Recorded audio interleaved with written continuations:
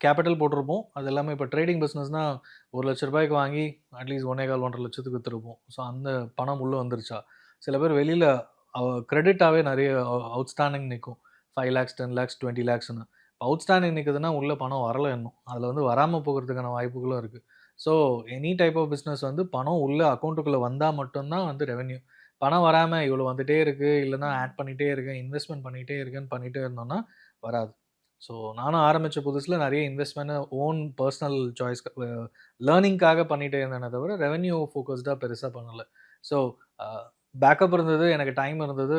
ஒரு initial 3, 4 years வந்து என்னோட பெர்சனல் லேர்னிங்க ஃபோக்கஸ் பண்ணேன். அதுக்கப்புறமா வந்து எனக்கு எது ஃபோக்கஸ் பண்ணா ரெவென்யூ வருமோ, அது ஃபோக்கஸ் பண்ண கொஞ்சம் கொஞ்சமா கன்சிஸ்டன்ட்டா ரெவென்யூ இன்க்ரீஸ் ஆச்சு. டைம் ஆக ஆக வந்துச்சு. ஸோ அந்த சிம்பிள் கேஷ் ஃப்ளோ வருமானா, ரெவென்யூ வருதா? மந்த்லி ரெவென்யூ வருதா? மந்த்லி ப்ராஃபிட் நிக்குதா? இல்லன்னா ஆப்பரேஷன்ஸ்லாம் போய் நமக்கு சேலரி எடுக்கிறோமா? அப்படின்றதும் முக்கியம். Self employed or private limited என்ன ஸ்ட்ரக்சர் வச்சிருந்தாலும், இண்டிவிஜுவலா நீங்க பிசினஸ் ஆரம்பிச்ச பிறகு உங்களுக்குன்னு ஒரு சேலரி இம்மீடியட்டா இல்லாட்டியும் ஒரு 6 மாசத்துலருந்து ரெகுலரா எனக்கு தெரிஞ்ச ஒருத்தர் வருஷா வருஷம் அவரோட சேலரி இன்கிரிமெண்ட் அவருக்கு அவரே குடுத்துக்கிட்டு ஒரு 10% பேஸ்ட் ஆன் கம்பெனி பெர்ஃபார்மன்ஸ் குடுத்துட்டு இருந்தாரு. ஸோ ஒரு 3 இயர்ஸ்ல அவரு எம்ப்ளாயியா இருந்து வாங்குன சம்பளத்த விட அதிகமா வாங்க முடிஞ்சது. எடுக்க எடுக்க முடிஞ்சதுன்னு சொன்னாரு. ஸோ அந்த மாரி ஒரு கோல் வச்சுட்டு பண்ணோம்னா, கண்டிப்பா எல்லாராலயும் மேனேஜ் பண்ண முடியும்னு சொல்லுவேன்.